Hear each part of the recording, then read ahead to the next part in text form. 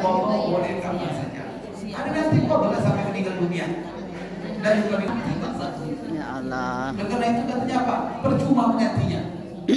Maka apa? Maka obatnya satu saja. Tobat nasuh. Suha. Tobat kepada Allah dengan tobat nasuha. Tobat nasuha itu tiga syaratnya. Pertama, an-nadamu, menyesali seluruh yang telah Terjadi, dibuat. Menyesal betul. Yang kedua, yaitu al-azmu, bertekad tidak mengulangi. Yang ketiga al-iqla'u, maka tinggal tanggalkan dari diri kita semua faktor-faktor yang telah menyebabkan kita meninggalkan sholat itu. Apa umpamanya? Ada teman, dengan teman itu saya nak sholat, dia nak sholat, tinggalkan teman itu, jangan teman lagi dengan dia. Umpamanya ada pekerjaan di perusahaan itu nak kasih waktu sholat, maka ketika tobat tinggalkan perusahaan itu, cari kerja Lain. tapi enggak, dia tobat dari itu kerja ke situ ada, tinggalkan semuanya. Lupakan negeri, tempat negeri itu membuat bapak ibu tinggalkan negeri itu, hijrah ke tempat lain. Karena Allah berjanji, Inna Allah la yaghfiru an yushraka bihi wa yaghfiru ma duna dzalika liman yasha. Sesungguhnya Allah tidak mengampunkan dosa syirik, tetapi Allah akan mengampunkan dosa selain Syirik. Lagi kita tidak meninggal dalam keadaan syirik, maka Bapak Ibu, dosa-dosa kita kalau kita tobat, Allah juga menyuruh kita, ya ayyuhalladzina amanu tubu ilallahi taubatan Nasuha. asa rabbukum an yukaffira ankum sayyi'atikum. Rasulullah mengatakan, Bapak Ibu sekalian, kalaulah seandainya seorang hamba datang dengan dosa sepenuh langit dan bumi, kemudian datang bersimpuh di hadapan Allah, menangis, tobat dengan sebenar-benar tobat, maka Allah kabulkan dosa semuanya sekalipun semuanya muid bila. Tapi tidak ada masalah selama masing-masing toleransi menuding, ya sudah, amalkan apa, selama tidak dihukum oleh muid sesat, silakan berkembang, tapi jangan buat pecah belah, sembarang menyesatkan orang. Yang mereka amalkan selama nyantol. Maka kita orang awam ini secara kaidah memang tidak ada harus mazhab kita ini, mazhab kita ini. Yang tidak boleh itu masjid, tidak ada mazhab-mazhab lagi, tidak ada kelompok-kelompok. Maka mazhab kita kalau sudah masuk masjid, mazhab kita mazhabnya imam. Apa mazhab imam, itulah mazhab kita. Oleh karena itu kalau sudah sholat kita wajib kita berniat, sepakat ulama mengatakan, kalau sudah sholat, aku sholat subuh 2 rakaat mengikut Imam. Mengikut ustaz saya di luar? Enggak. Ikut kelompok saya? Enggak. Jadi aku tuh sholat subuh 2 rakaat ngikut sunnah, Allahu Akbar, gitu. Enggak. Ada gitu niat Pak? Ikut sunnah. Masuk masjid ini siapa saja ikut imam. Tidak ada lagi guru-guru kita, pengajian kita tinggalkan. Sekarang mazhab kita siapa? Imam. Maka Asy'ari, imamnya Asy'ari lah kita. Syafi'i kita. Kunut dia. Kunut kita. Tak kunut imam. Jangan kunut. Karena kita mengikut Imam. Ini ada pula yang aneh. Apa niat sendiri? Aku sholat subuh 2 rakaat mengikut imam, kecuali kunutnya Allah.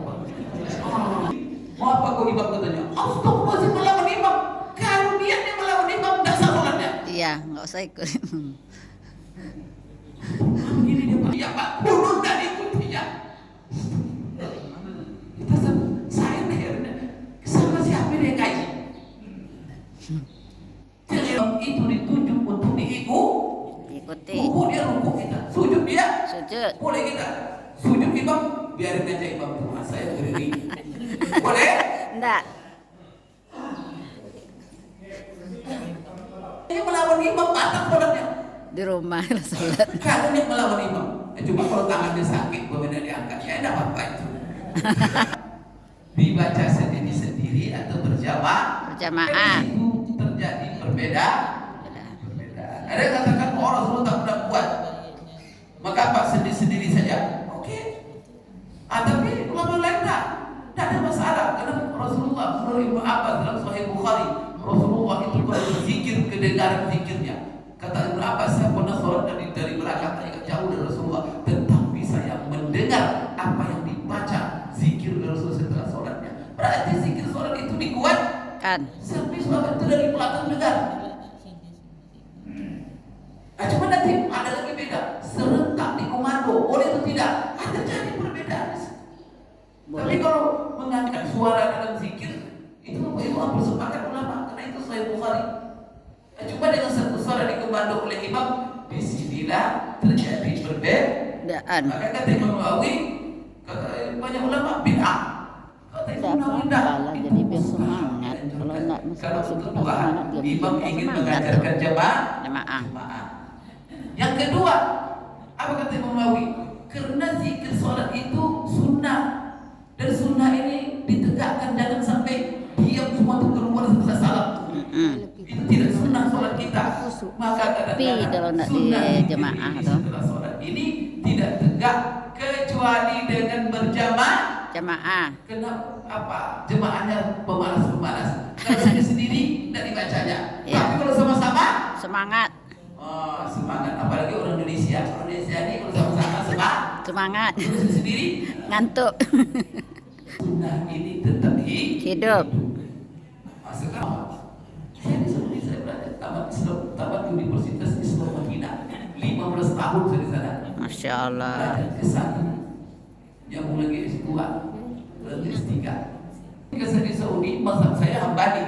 Tapi pulang ke Indonesia, saya pindah lagi ke Syafi'i. Nah, kata orang kita kan di mana bumi dipijak. Di situ di sana langit dijunjung. Dan menurut mengikut Hambali, Syafi'i sama. Karena semua mereka ulama mustahab. Nah, ada beda pada istimewa itu. Bagi kita orang awam sama. Ikut Syafi'i pun Hambali sama. Karena yang kita ikut semuanya istihaq.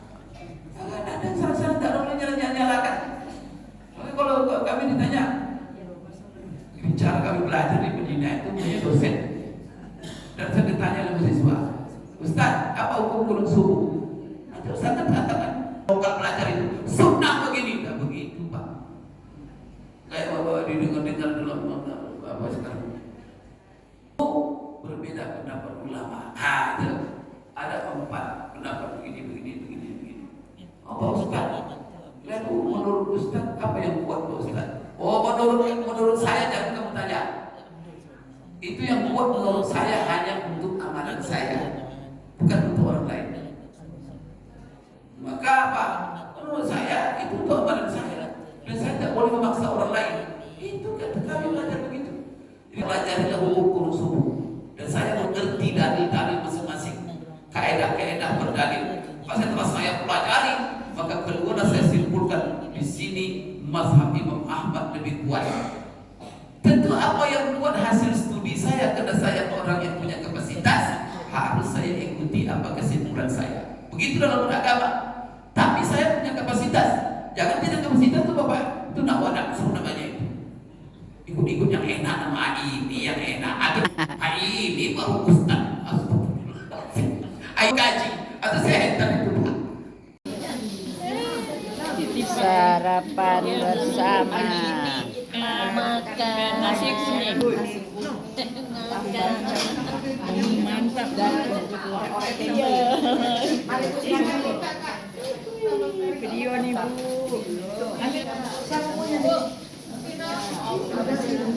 Oh, awas hati-hati. Licin.